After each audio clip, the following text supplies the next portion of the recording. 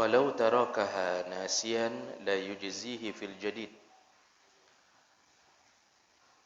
Al-Fatihah itu walaupun ditinggalkan dalam keadaan lupa, tidak menyebabkan sahnya salat. Ini terutama fil jadid, dalam pandangan mazhab Syafi'i qaul jadid.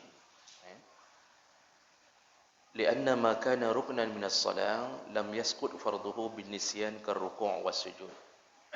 Semua yang menjadi rukun dalam salat itu tidak bisa gugur hanya dengan lupa. Illa limasbuqin fi raka'ah. Satu-satunya Al-Fatihah yang bisa gugur adalah bagi orang yang masbuk.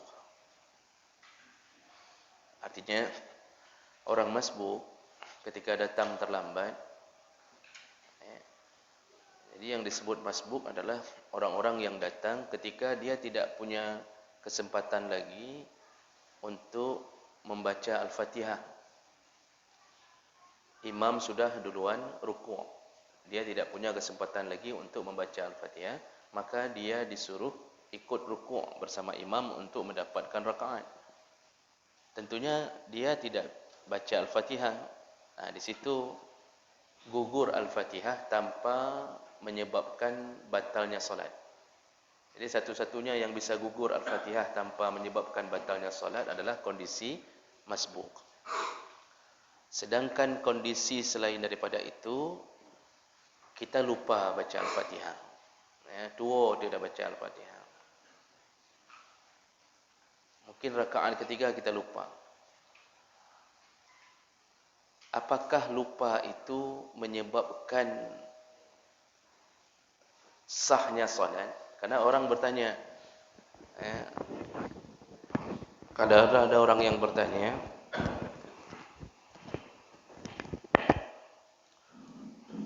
kalau ada orang yang bertanya bahwa kalau seseorang lupa baca Al-Fatihah, berarti kan hana sengaja, berarti tidak sengaja.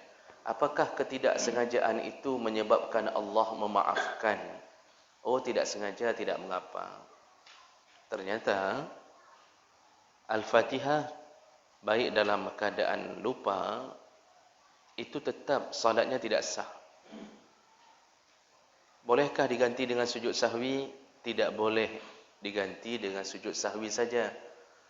Kalau kita teringat lupa Al-Fatihah di rakaat ketiga, maka kita harus menambahi satu rakaat.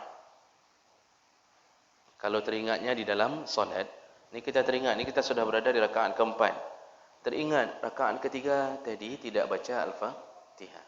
Mungkin karena pikiran mengawang-awang, teringat sama isteri yang lama, sehingga lupa Al-Fatihah. Karena nama isteri yang lama Fatihah. Contoh menan. Akibatnya, teringat di rakaat keempat. Bolehkah seseorang nanti hanya sujud sahwi? Jawabannya tidak, karena itu rukun. Jadi bagaimana ceritanya? Ganti rukun yang tinggal. Bagaimana cara gantinya? Tambah satu rakaat. Jadi kita tambahi satu rakaat, kemudian baru sujud sahwi sebelum salam. Kalau teringatnya setelah salam, teringat setelah salam, habis Assalamualaikum, baru teringat, maka dua Al-Fatihah. Bolehkah langsung sujud sahwi? Jawabannya juga tidak. Bangun satu rakaat lagi untuk menggantikan rukun yang tertinggal. Satu rakaat lagi bangun, nanti sebelum salam baru sujud, sebelum salam baru sujud sahwi.